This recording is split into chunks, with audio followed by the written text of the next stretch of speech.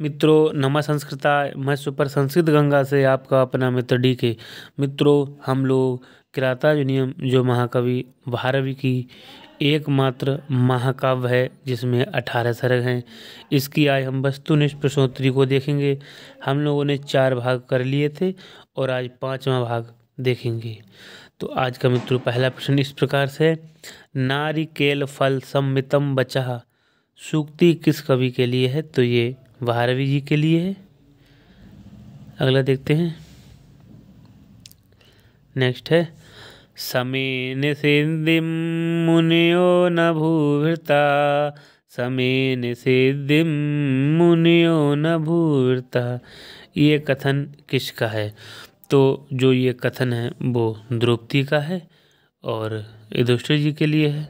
Next है, दिशां विगाताय विधातुमिच्छता के विगाताय पद में धातु है। मित्रों ये महत्वपूर्ण है, यहाँ एक बार पूछा भी गया है। तो यहाँ पर वध करने के अर्थ में हन धातु है, दूसरा ऑप्शन सही है। अगले देखेंगे, अर्जुन ने किस पर्वत पर तपस्या की थी? तो अर्जुन ने जिस पर्वत पर तपस्या की थी उसका नाम था इंद्रकील, अर्थात इंद्रकील पर्वत पर अर्जुन ने तपस्या की थी। नेक्स्ट देखते हैं, किराताश्च अर्जुनश्च, यहाँ कौन सा समास है? 205 का देखेंगे तो 4 थे द्वंद्व, यहाँ पर द्वंद्व समास है। अगला देखेंगे, शिशुपाल वधम का।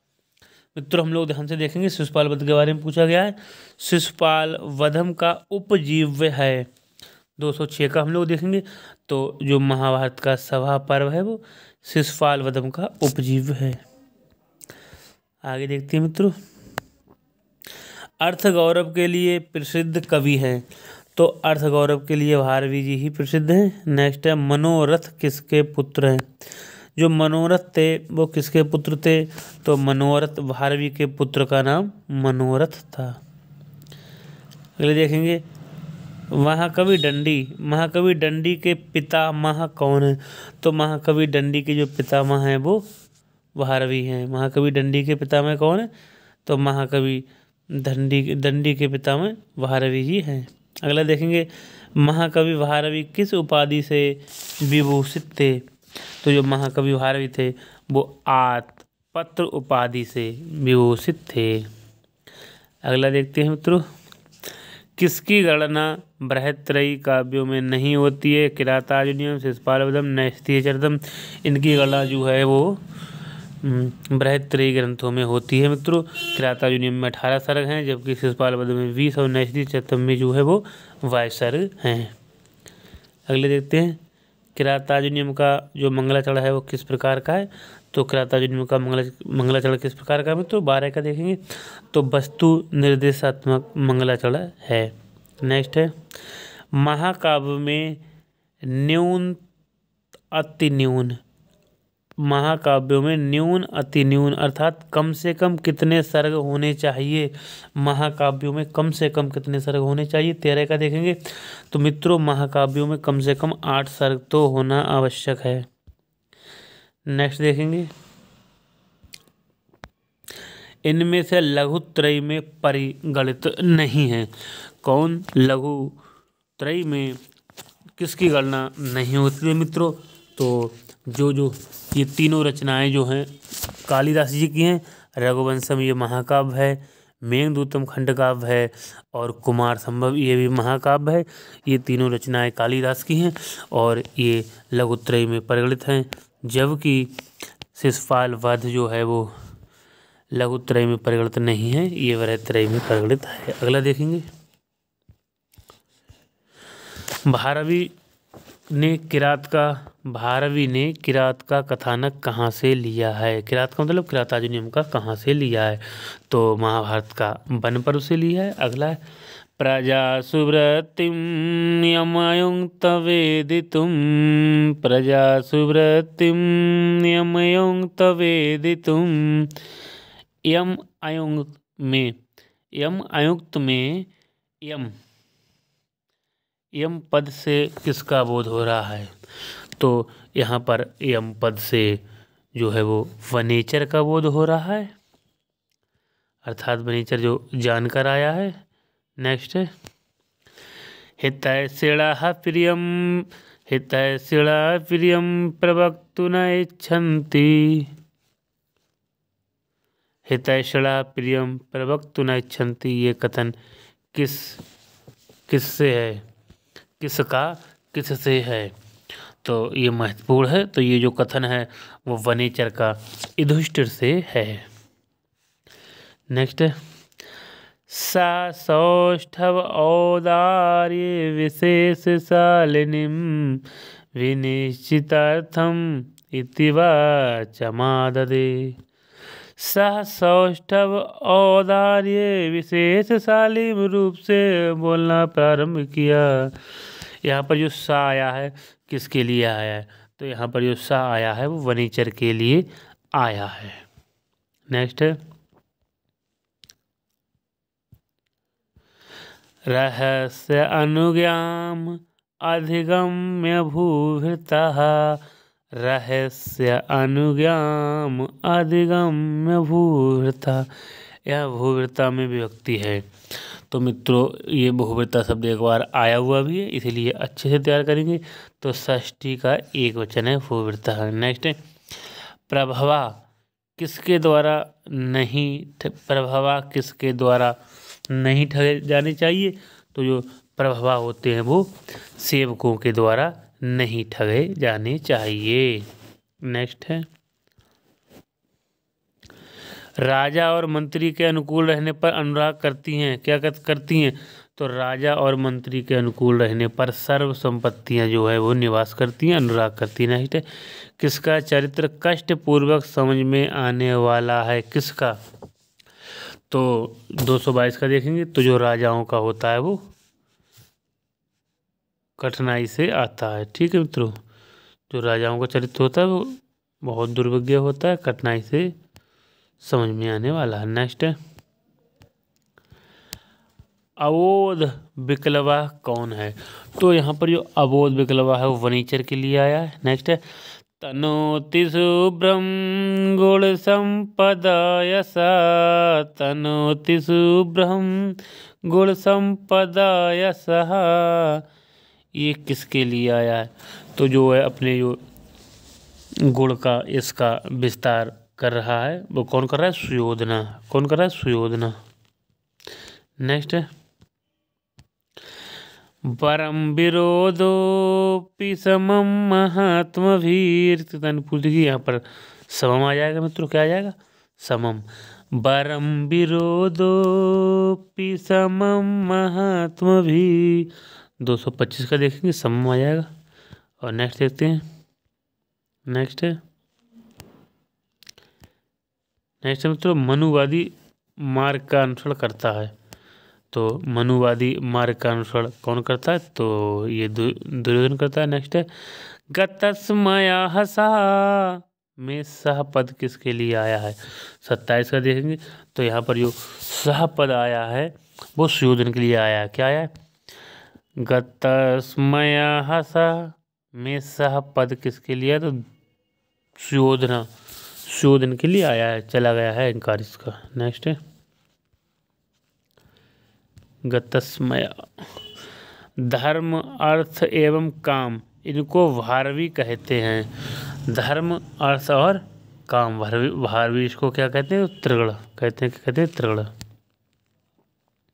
नेक्स्ट है असंकिताकारमुपैति संकितः। असंकिताकारमुपैति संकितः, ये कथन किसका है?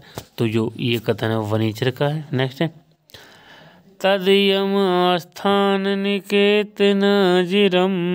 तदीय स्थान निकेतन जिरम में तदीयम से ग्रहण होता है। तो जो तदीयम शब्द आया है वो दुर्योधन के लिए आया है। नेक्स्ट है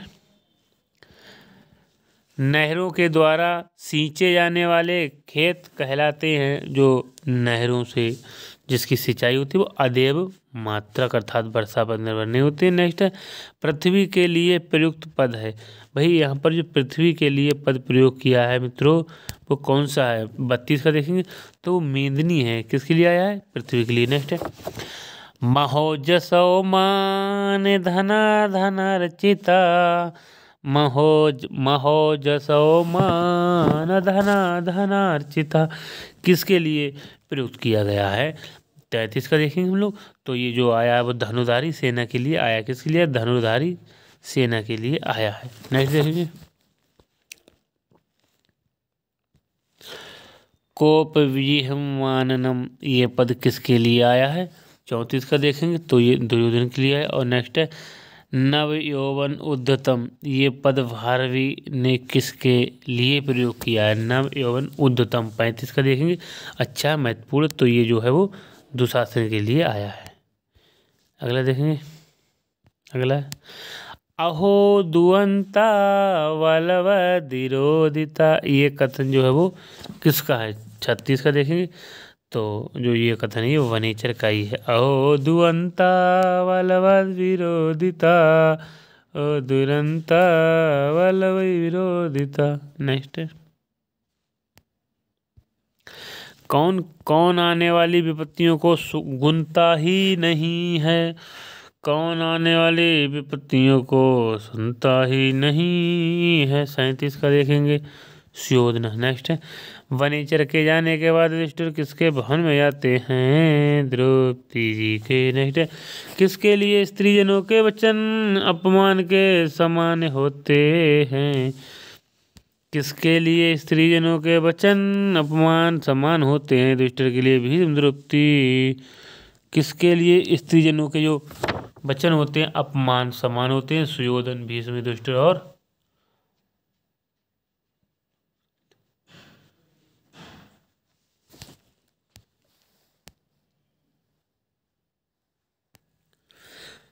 अच्छा प्रश्न है ये हमारा। प्रश्न क्या है? किसके लिए स्त्रीजनों के वचन अपमान सम्मान होते हैं? तो जो प्रश्न है हमारा ये 239वां है। तो किसके होते हैं? किसके लिए स्त्रीजनों के वचन अपमान समान होते हैं? तो युधिष्ठिर के लिए। किसके लिए? युधिष्ठिर के लिए स्त्रीजनों के वचन अपमान समान होते हैं। नेक्स्ट है तथा विवक्तुम व्यवसाययन्ति मां तथा विवक्तुम व्यवसाययन्ति मां। यहाँ माँ किसका ग्रहण होता है? यहाँ माँ से किसका ग्रहण होता है? तो 240 का प्रश्न जो है इस राइट आंसर हो जाएगा द्रौपदी।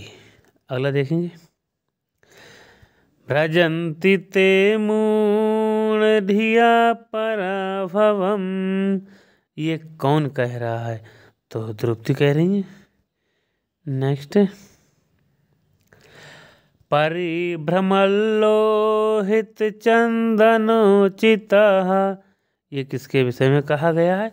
तो 242 का देखेंगे ये वृकोदरा के विषय में कहा गया है अर्थात भीम के विषय में कहा गया है। नेक्स्ट देखेंगे महत्वपूर्ण बासवोपमा किसके विषय में कहा गया है? तो 43 का है जो बासवोपमा आया है वो आया है धनंजय के लिए। नेक्स्ट है बनान्तसय्या कठिनी कृता कीर्ति किसके विषय में कहा गया है? तो 44 का देखेंगे तो जो बनान्तसय्या वाला जो है वो नकुल और सहदेव के लिए आया है। बनान्तसय्या कठिनी कृता कीर्ति नकुल सहदेव के लिए आया है। अगला देखेंगे चित्त की वृत्तियां कैसी होती हैं? 245 का विचित्र रूपा खलु ये जो है सूक्ति से संबंधित है। अगला है अमंगलकारी सियारनियों की बोलियों से कौन जगते हैं? 46 का देखेंगे तो युधिष्ठिर जगते हैं। नेक्स्ट है पुरोपनीतम नृपरामणीयकम कथन ये किसका है मित्रों? तो 47 का ये जो कथन वो द्रौपदी जी का है। नेक्स्ट द्रौपदी वन फलासिना किसको कहती है? 48 का देखेंगे तो ये जो है युधिष्ठिर को कहती है। किसको? युधिष्ठिर को। नेक्स्ट पराभव किसके लिए उत्सव के समान होता है? 49 का देखेंगे हम लोग। पराभव किसके लिए उत्सव के समान होते हैं? तो मनस्वियों के लिए होते हैं। किसके लिए? पराभवम उत्सव एव मानिना, पराभवपि उत्सव एव मानिना, ये जो इसी संबंधित है तो मनुष्यों के लिए है मानिना। नेक्स्ट है समूल मुन मूलमयतीव मे मना, समूल मुन मूलयतीव मे मना, किसके लिए आया है? 50 का देखेंगे हम लोग तो ये द्रौपदी जी के लिए आया है। तो मित्रों ये थे 50 प्रश्न। हम लोगों ने किरातार्जुन नियम के भाग 5 में भी 50 प्रश्नों को किया है। मित्रों हम कल किरातार्जुन नियम के सभी वस्तुनिष्ठ प्रश्नों को समाप्त कर देंगे। मित्रों हमारे द्वारा दिए गए प्रश्न आपको अच्छे लगते हैं तो प्लीज़ वीडियो को लाइक करें, शेयर करें, कमेंट करें एवं जिस भाई बहनों ने अभी तक हमारे चैनल को सब्सक्राइब नहीं किया हो तो चैनल को सब्सक्राइब जरूर कर लें, जिससे आने वाली वीडियो का नोटिफिकेशन आपको तुरंत प्राप्त हो सके। तो मित्रों आज के लिए इतना ही। नमः संस्कृता मित्रों, आपका दिन शुभ हो।